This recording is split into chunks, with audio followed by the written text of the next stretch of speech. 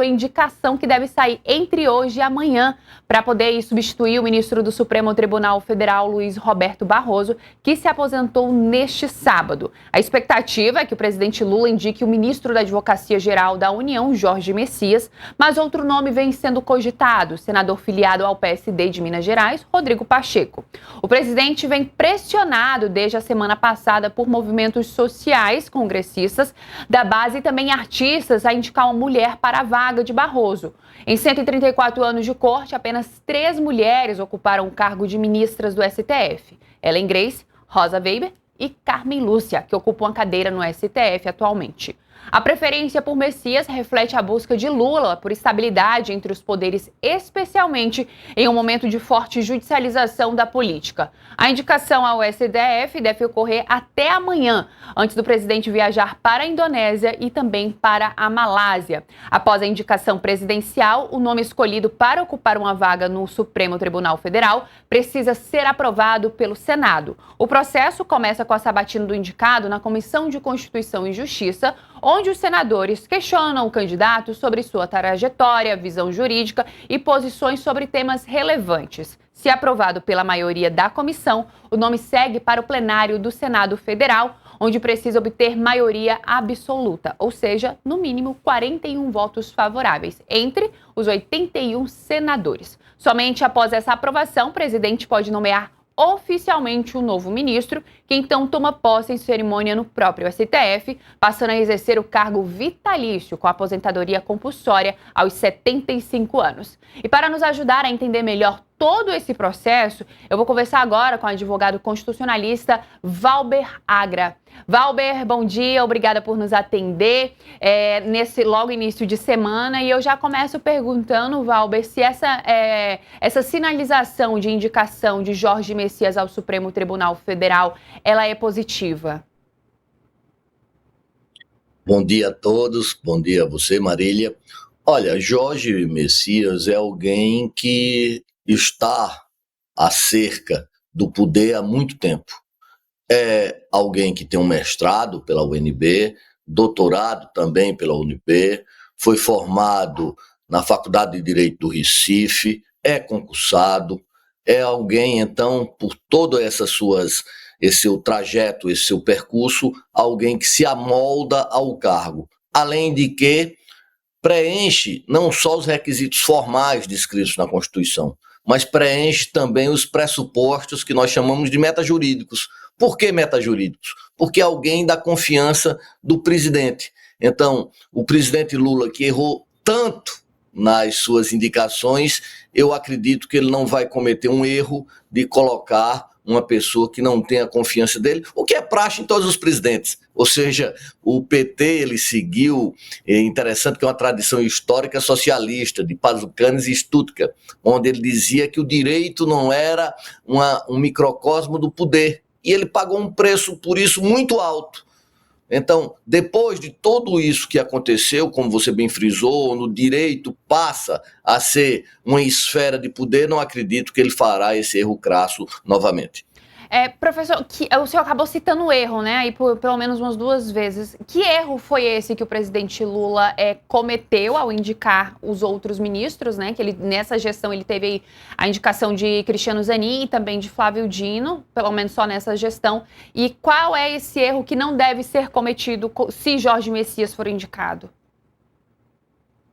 Eu não sei se usei essa palavra erro de forma equivocada, mas quando eu quis transpor e indicar isso, foi uma pessoa que não tinha relação com ele. Então, como eram feitas as indicações anteriores?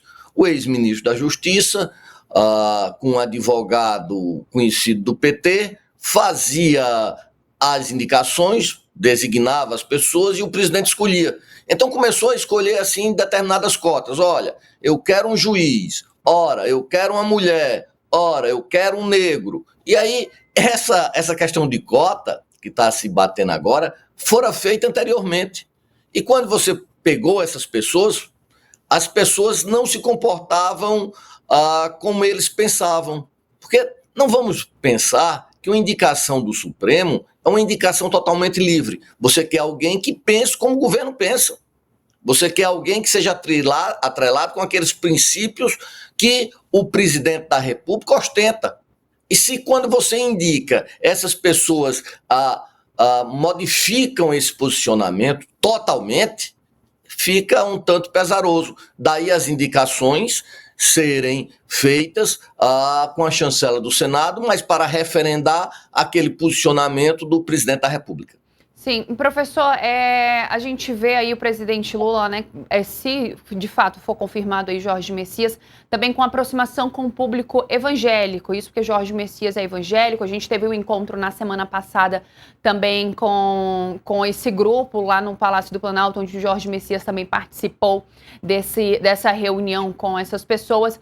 Qual a sinalização em um ano eleitoral, já que o público evangélico é um público onde o presidente Lula, ele acaba aí não tendo tanto êxito relacionado aí à eleição mesmo, e ele vem indicando que deve concorrer aí à reeleição em 2026. Qual é o peso de fazer essa indicação em meio a essa população evangélica?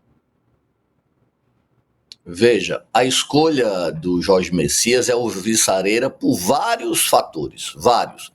Quando houve aquela reunião no Palácio do Planalto, foi entronizado o nome dele, que não saiu, porque seria uma descortesia você publicar uma indicação antes da saída do atual, que é o ministro Barroso. Então não saiu antes do sábado, porque é muito claro, seria um tiro no pé muito forte.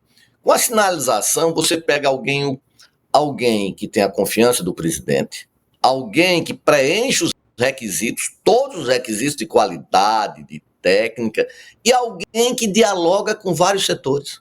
Veja, é um ministro que é nitidamente evangélico, tem os seus posicionamentos, então essa pluralidade de focos que o ministro pode abraçar vai garantir o que ao governo? Vai garantir o diálogo com setores que o governo não tinha antes.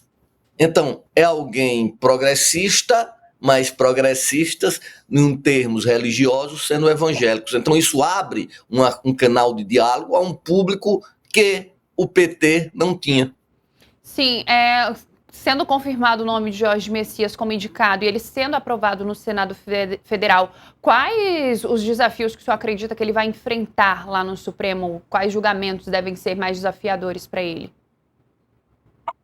O ministro é alguém que tem e provou ao longo da sua vida pública qualidades que excedem a função que demanda no STF. Mas a questão principal do STF vem a ser o quê? Garantir a sua legitimidade. Nós não tivemos um golpe de Estado por causa da função do STF. Agora, o maior desafio é que você não pode ir além das 4 linhas do campo, ou seja, ir além da Constituição. Então, o limite para o STF é a Constituição. Então, se eles atuam no que a gente chama de judicialização em demasia, vai ter um efeito contrário. Então, a grande questão do STF é garantir essa legitimidade, deixando muito claro que é um órgão jurídico e que as questões políticas devem ser decididas pelo Congresso. Isso é o grande desafio para manter essa tradição de legitimidade. Se ultrapassa o Rubicão, creio que terá, obviamente, sérias e graves consequências para a legitimidade do STF. Professor, outro nome que acabou também sendo ventilado, né, nessa possível indicação é de Rodrigo Pacheco, ele que é ex-presidente do Senado Federal e ele já apareceu ao lado do presidente Lula em palanque lá, principalmente lá em Minas Gerais, que é o berço eleitoral, onde também existe aí uma indicação de que Pacheco possa vir como candidato ao governo de Minas Gerais. Rodrigo Pacheco, ele seria um bom indicado para essa vaga deixada pelo ministro Luiz Roberto Barroso? Veja só, o senador Rodrigo Pacheco, ele não é político. É um advogado de renome em Minas Gerais. Ele a vida toda militou na advocacia, alguém que é amado por todos os seus pares, por causa da sua trajetória jurídica. Então, alguém que também ostenta todas as os pré-requisitos para ocupar o cargo. Porque quando você entra no STF, aquilo ou a anterior carreira política deve para, como disse aqui nessa, que ele possa Constituição e sair dessa esfera política. Tocqueville dizia que o judiciário dos poderes é o mais fraco, porque não tem nem a espada, nem o bolso. Sabemos que não haver o STF ocupa de poder desde a queda da presidente Dilma. Se houver um presidente que seja talhado pela lei popular, ele vai deixar uma postura mais enérgica, ele vai deixar esse protagonismo do judiciário? Acredito que vá ser subserviente ou deixar esse protagonismo andar. Daí o STF a garantir ou densificar sua legitimidade. E essa legitimidade do STF não está no judicialismo, na judicialização. Está em quê? Na garantia da Constituição. Entendi.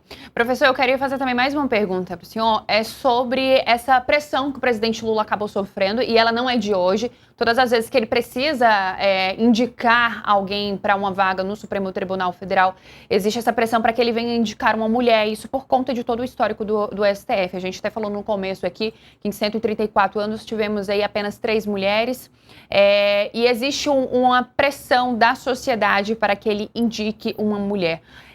Mesmo a gente já sabendo que essa indicação ela já está quase acertada e precisando de fato somente do presidente Lula divulgar, o senhor vê a necessidade de fato ter uma mulher no Supremo Tribunal Federal? Veja, eu sou um pai de uma filha, uma neta, mulheres, minha companheira que está aqui. A representação das mulheres, ela é indissolúvel. Ela necessita ser cada vez mais densificada. Agora, no momento que é um momento difícil da governabilidade, você acha que no momento desse, tão atroz, ele vai indicar uma mulher só pelo fato de ser mulher? Eu acho que o presidente, pelo que já passou, ele não vai ser dado a fazer determinadas escolhas, porque a questão não é indicar uma mulher, é indicar uma mulher, não só pela sua sensibilidade, mas que defenda as pautas que são de interesse das mulheres, como faz tão bem a ministra Carmen Lúcia. Você veja que tem pessoas que foram indicados, por exemplo, por questões raciais, e não incorporaram essa pauta de forma alguma. Ou foram indicados para ter uma representação e ao longo do seu mandato não se posicionou por essas pautas. Como fala a Simone de Beauvoir, não precisa ser mulher, tem que se tornar uma mulher. Então, não adianta você pegar uma mulher que não defenda as que são tão importantes para as mulheres, que ao longo da história, você bem frisou, apenas 3 mulheres foram ministros do STF. Nós não temos mulheres capazes de ocupar esse cargo? Claro que temos. As mulheres hoje são uma primazia nas faculdades, nos fóruns, nos tribunais. Isso tem que ser densificado. Densificado através de quê? De uma luta, de uma invariável axiológica que seja muito forte. Um fato não é ser mulher, é defender a pauta, se tornar mulher. Isso é mais importante, na minha opinião. Professor, para a gente finalizar, eu queria fazer uma pergunta para o senhor sobre o peso do presidente Lula estar indicando aí um terceiro ministro para o Supremo Tribunal Federal apenas nesta gestão, principalmente nesse momento em que a gente vive, né? Há um julgamento lá no Supremo Tribunal Federal, tivemos a condenação do ex-presidente Jair Bolsonaro por golpe de Estado na primeira turma do STF. Qual é o peso dessa próxima indicação do presidente Lula, considerando aí ela ser a terceira apenas nesse mandato? Veja, quando nós olhamos os indicados, vamos pegar logo o FHC. De FHC aqui, todos eles votavam de forma sincrônica com as pautas do governo. A única anomalia que houve foi as indicações do PT, onde eles indicavam E quando eles eram ungidos ao cargo do STF, eles fugiam totalmente daquelas pautas que eram mais ligadas ao governo. Isso é o único período que nós vamos ver. Agora, o que é que se espera? Espera-se alguém capaz, como o ministro Jorge Messias, extremamente capaz, vinculado também a valores evangélicos, que não são comungados pela base do PT, mas que possa abrir o diálogo. Então, essa escolha para o presidente eu acho uma escolha salomônica. Por que salomônica? Porque o presidente vai ter talhado ao cargo alguém com experiência e alguém que possa abrir o diálogo que o PT. Espera-se apenas o quê? Que ele cumpra o que está na Constituição, porque volta a enfocar, a legitimidade não é dada pela cadeia, a legitimidade é dada pela Constituição.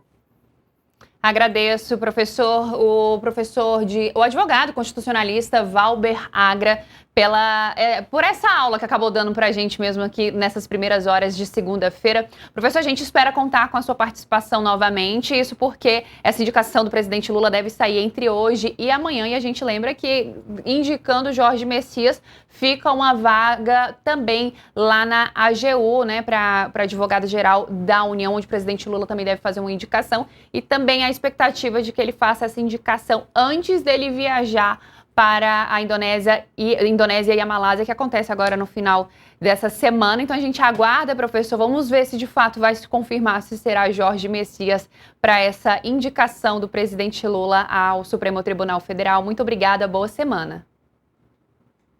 Prazer imenso falar com você, e é sempre bom ter interlocuções inteligentes. E o Metrópole é uma prova que as interlocuções são muito inteligentes. Obrigado. E a gente falou da viagem do presidente